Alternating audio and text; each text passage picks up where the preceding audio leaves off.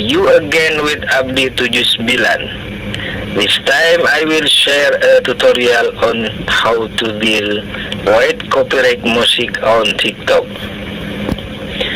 But before continue with the tutorial, don't forget to subscribe, like, comment, and share so that this channel becomes better. The first step is to open the TikTok account first. Then click plus. Then click add song. Then click adjust clip. Then click the song you added. Then click volume. Then record the volume to 2%.